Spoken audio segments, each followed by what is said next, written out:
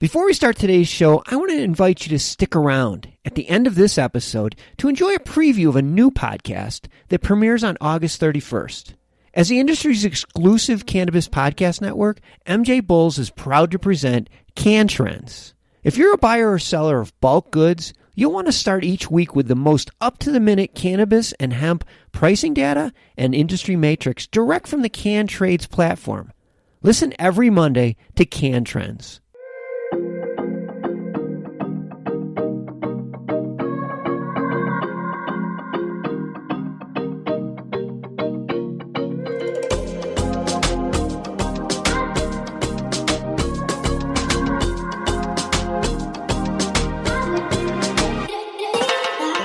And a lot of the different departments that run the cannabis programs are going to be the Department of actual Public Health Services. So at that point, how do we really expect that they push the initiatives forward, grow their program, and try and manage a global pandemic?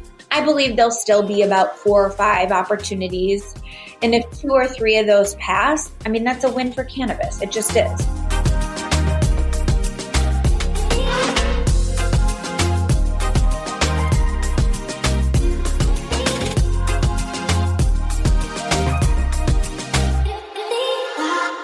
All right, everyone, welcome back to another episode of the Cannabis Corona Report, where we speak to cannabis companies that are succeeding or helping other companies succeed during the global pandemic. And today, we are joined by Sara Gullickson from Cannabis Business Advisors. Sara, welcome to the show. Thank you so much for having me. Well, I'm glad to finally have you on the show. And before we start, I want to tell a quick story about the first time that we met. It was about 5 or 6 years ago, and you were a speaker at our LA Cannabis Trade Show. And normally during the show, I never have time to listen to our speakers because I'm usually running around putting out fires. But that day, one of my room monitors flagged me down to tell me that your room needed more chairs. And I was like, why does this room need more chairs? So I popped my head in, and I started listening to your presentation, and I knew exactly why it was so crowded. There are a lot of so-called cannabis experts, but very few with your experience and your track record. You've helped dozens of companies get licenses. You've worked with many states and countries' policymakers. When it comes to cannabis advisors, you are definitely at another level. So tell us what prompted you to launch your latest venture, Cannabis Business Advisors. Absolutely. And thank you so much for the, generous compliments. I appreciate that. I definitely take pride in the longevity that I've had in the industry and my track record of success. Obviously, if you're taking a fee from somebody, you want to do the best possible job you can do. And so our latest venture is really similar to my first venture. I sold my first cannabis consulting company in 2018. And after that, I had decided to dabble in the public companies. I became a CEO of a publicly traded cannabis company and really realized that my true passion lies in being able to work with multiple clients in multiple jurisdictions on multiple projects. I think I'm your true creative where I need that kind of a challenge where I'm just working on different things. So since I still had passion for the industry and I was able to, start my latest venture, last March, I had gotten everything ready to launch a boutique cannabis consulting company where we can basically help people get licenses.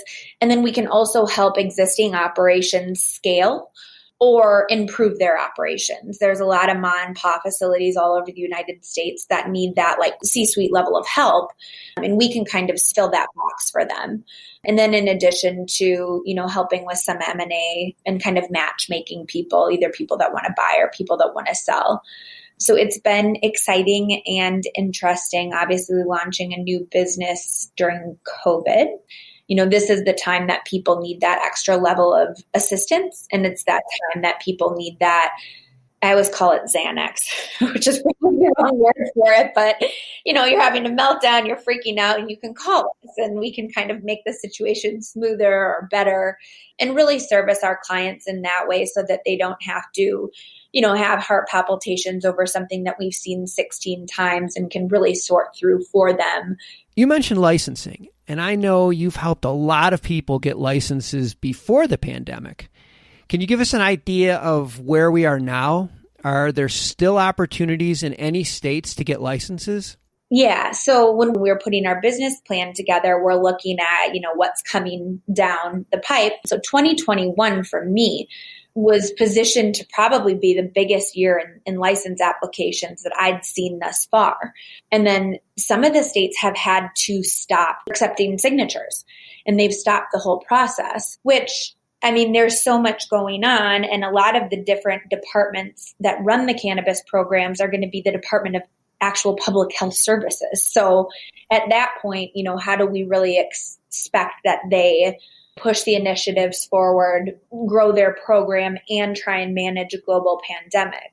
I believe there'll still be about 4 or 5 opportunities that we'll go through. Right now, there are currently 7. And if 2 or 3 of those pass, that's a win for cannabis. It just is. One of my former guests talked about a common pre-COVID growth strategy that a lot of larger MSOs were using. They were gobbling up licenses. And now we're hearing that a lot of those same companies are over-leveraged, and they're selling the same licenses that they just purchased. Does this create opportunities for entrepreneurs who weren't awarded licenses to now get a license? Yeah, absolutely. I think that there's an opportunity to both purchase those licenses that some of the multi-state operators or MSOs aren't planning on opening up. Some of the different governing bodies or departments have actually rescinded some of the licenses that were given because some of the MSOs haven't met their timeline. So the solution for that problem is actually to reopen the application process. So that's a conversation that I'm having right now to basically be able to help fill those voids as well by way of application, so that the state can actually re-examine what their priorities are and select candidates based on that. I think that the MSOs in the past have pulled a lot of weight, and it was easy for the different jurisdictions or municipalities to sign off on the letter of support. And it was really easy for the state to sign off on their application that had scored, top ranking in states previous.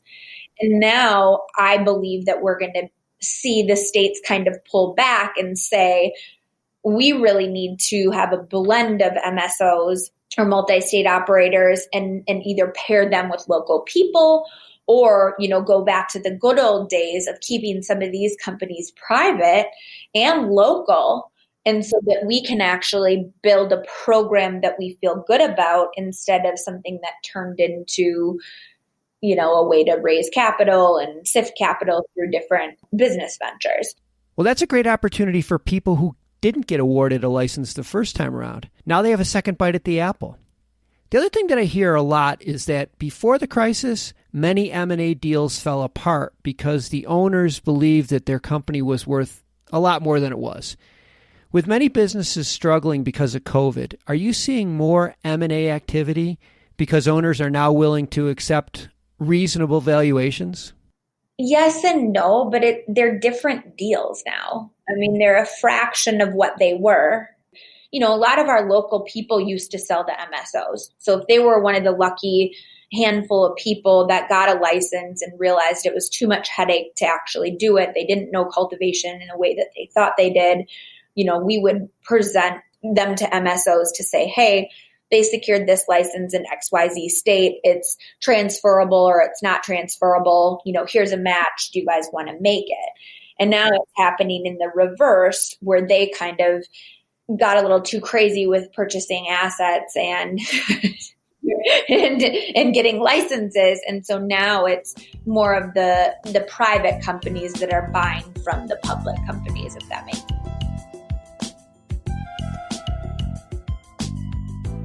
I read that you were involved with a testing program in Arizona.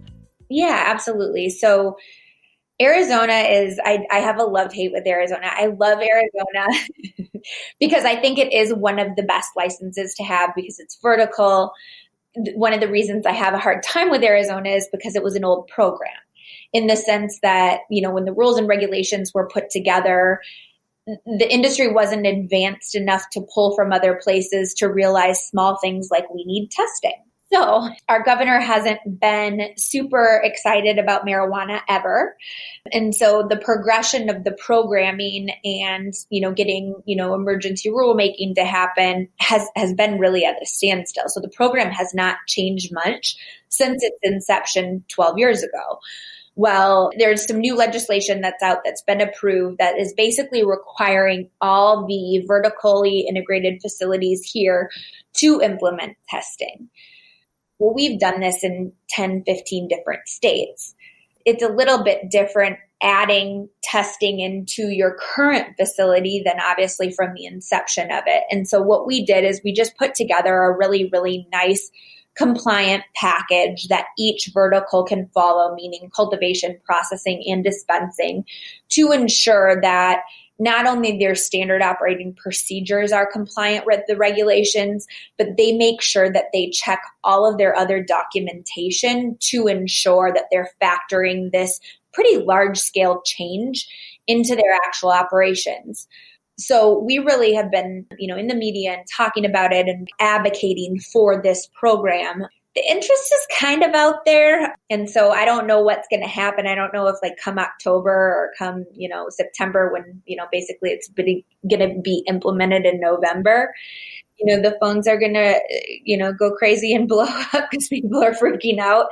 Everybody has a lot on their plate with COVID and everything else that's going on.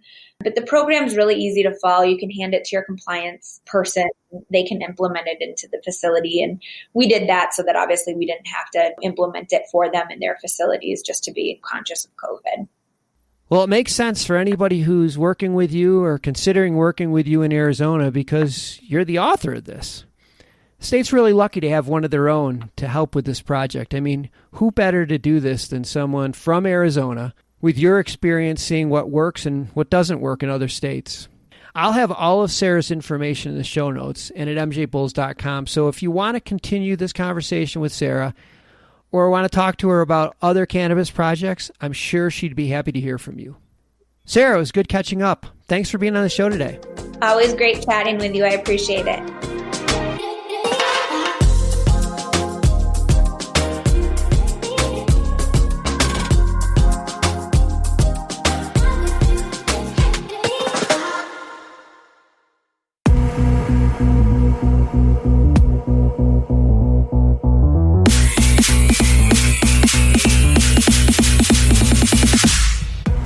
Hi, my name's Mark Rostelli. I'm the CEO of CanTrade.